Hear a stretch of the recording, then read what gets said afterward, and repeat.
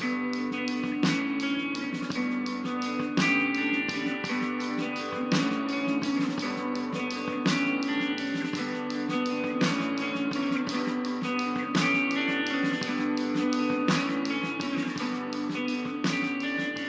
mundo cambia a velocidad extrema. Acotar preguntas, identificar problemas, nos da la chance de actuar sobre ellos. Pensemos sobre los años venideros, junto a tecnólogos, artistas, diseñadores y científicos. Mi nombre es Miguel Ángel Dobrich. Bienvenidos al futuro. Hoy comenzamos con esto. ¿A qué áreas estratégicas deberíamos prestarle atención en el sur? Seguro la educación, o sea, seguro que es algo que no lo vas a tirar. Porque si no tenés educación de base, después no podés capacitar, o sea, nos pasa que vas a capacitar y no tienes una buena educación de base, es como retroceder 1000 casilleros. Bueno, después, educación de base y valores también, no solo capaz técnica o cosas, sino completa. Después también me parecería bien no perder de vista en medicina como preventiva, ¿no? Porque me parece que todavía no hay, o sea, una vez que te enfermaste, marchaste, fue mucho más difícil o costoso, pero sí me parece que hay un montón de cosas que podemos hacer del lado preventivo y que la gente no sabe, políticas de eso, y me parece que eso sería muy bueno. También como país chiquito creo que no podemos perder, no nos podemos relajar en lo que es medio ambiente, viste que ya estamos sintiendo cosas y somos una morondanga, o sea, no deberíamos tener tanto problema medio ambiente. Y bueno, no sé, capaz por ahí. No quiero ser muy extensa la lista. A las ciencias duras hay que darles mucha más cabida para después poder subirse a toda esta movida de la inteligencia artificial que no sabemos hasta qué punto es una moda o no. El término es muy vasto como para decir que sea una moda, ¿no? Pueden haber cosas, puntas que sean modas y uno escucha nombres bastante recurrentes, pero nada de eso se puede hacer, o sea, sin una base sólida de matemática y física. Y eso es algo que a mí me choca bastante porque la mayoría de gente ni siquiera lo sabe eso. Uno escucha hablar de data science, big data, pim pum, pam pam, con una ligereza, sin tener la menor idea de que en realidad para llegar a hacer eso hay que manejar un montón de herramientas previas, ¿no? Entonces eso creo que tiene que estar, que no se pueden acortar esos caminos y después es necesario subirse a toda esta movida tecnológica que todavía tiene poco desarrollo acá en Uruguay, ¿no? O sea, me refiero a toda la parte de inteligencia artificial, machine learning, o sea, son todas herramientas que están surgiendo gracias a toda la potencia computacional que tenemos, a la capacidad de almacenamiento, un montón de cosas más que van a terminar siendo herramientas, pero tenemos que poder trabajar con esas herramientas. Te hablo de eso porque es el área que yo conozco, ¿no? Pero después, cuando uno mira lo que se está haciendo en el área de la biología y de la medicina, la otra vez estaba escuchando hablar, creo que era Gianfranco Grompone, sobre la edición génica o genética, y yo me quedé de cara, o sea, todo eso, el futuro en lo que es la medicina aparenta estar en todo lo que son las terapias génicas, ¿no? Entonces esa es otra área que creo que hay que recontra insistir.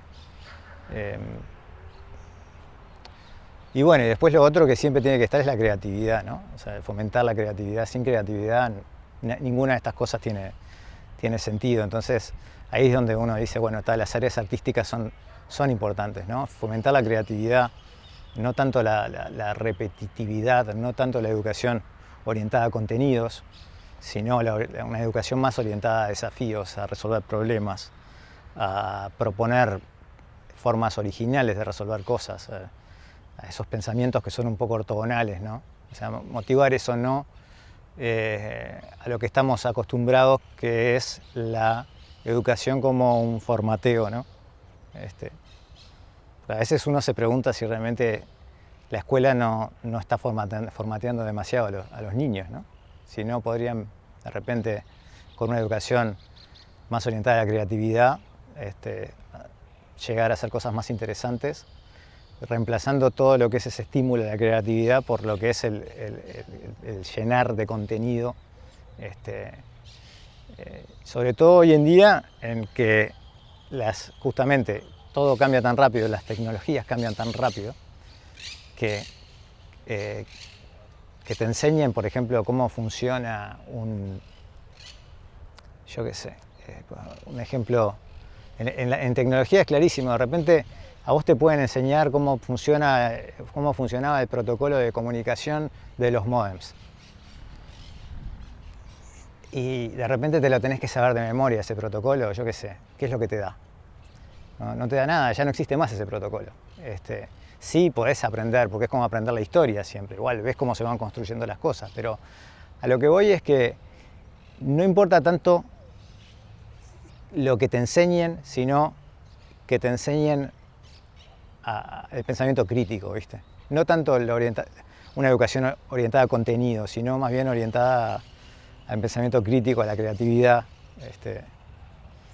un poco para ese lado. A ver, una de las áreas que me parece que es evidente y que está es la educación. O sea, obviamente sin educación el país, o sea, lo que tenemos en Uruguay es la gente y hay que seguir fomentando la educación. Dentro de la educación, y capaz que suena reiterativo, pero para mí es la ciencia igual, ¿no? Capaz que hay gente que, o podés pensar que la ciencia es más un lujo de algún país más desarrollado, no. La ciencia es necesaria para cualquier país para desarrollarse realmente, y creo que, a ver, en Uruguay en estos últimos 10 años se ha fomentado, se ha intentado invertir más, ¿sí? Pero creo que hay que seguir adelante con esto, porque a veces queda un poco de lado, ¿sí? Si bien la educación como global, o sea, sé que se está enfocando y se va a intentar mejorar seguramente en los próximos años, pero no hay que olvidarse tampoco de la ciencia, que es como el motor del desarrollo de cada país. Yo creo que aquí en Uruguay, en la región, muchas veces siento que parte de lo que nos falta es la mirada en el objetivo mayor y en el bien común versus los objetivos chiquitos, intermedios, de corto plazo. Creo que esto aplica en muchísimas disciplinas. Creo que muchas veces lo veo en la región y lo veo aquí en Uruguay, donde la mirada es mucho más chiquita, es de cómo nos beneficiamos en lo cortito, de cómo se beneficia mi círculo cercano, mi empresa, etc. Y donde creo que hay una oportunidad muchísimo más grande de pensar en el bien mayor.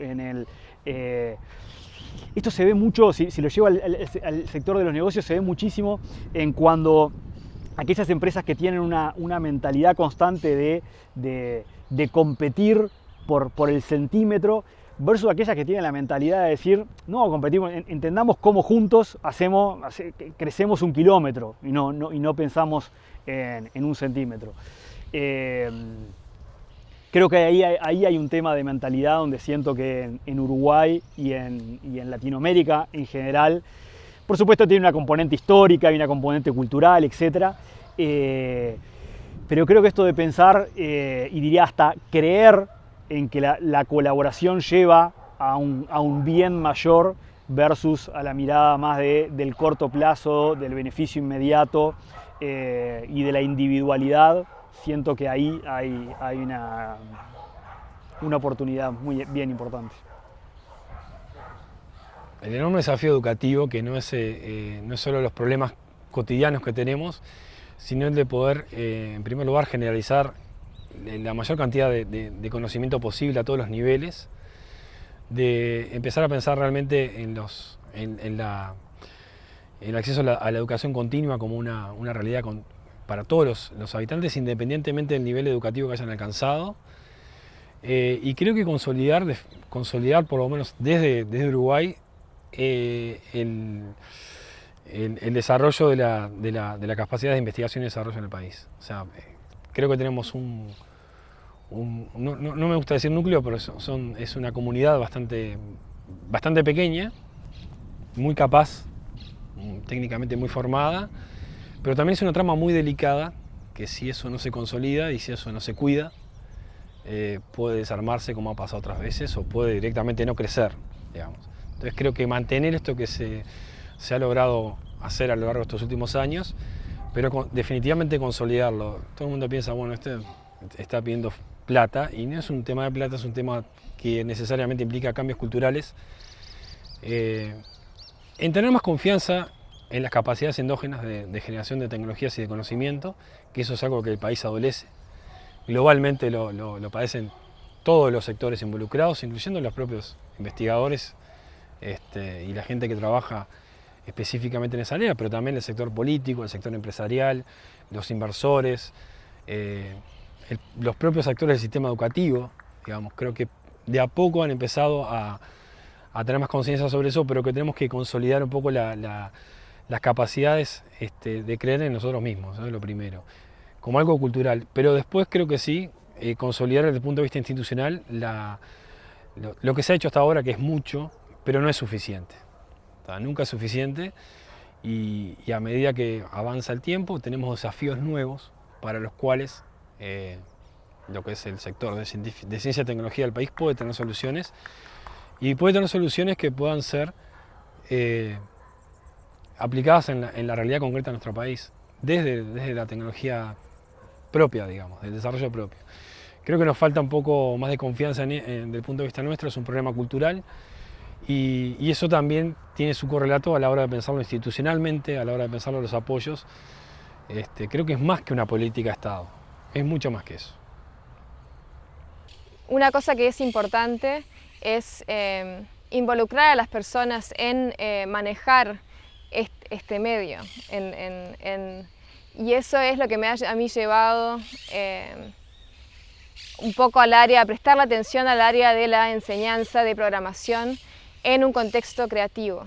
Me parece que una de las cosas que pasan es que, bueno, desde siempre, ¿no? La tecnología afecta las artes y la creatividad, porque se genera una herramienta, esa herramienta es capaz de hacer cierto tipo de pieza, o tiene sus sesgos también, y me parece importante que no seamos solo usuarios de la tecnología, sino también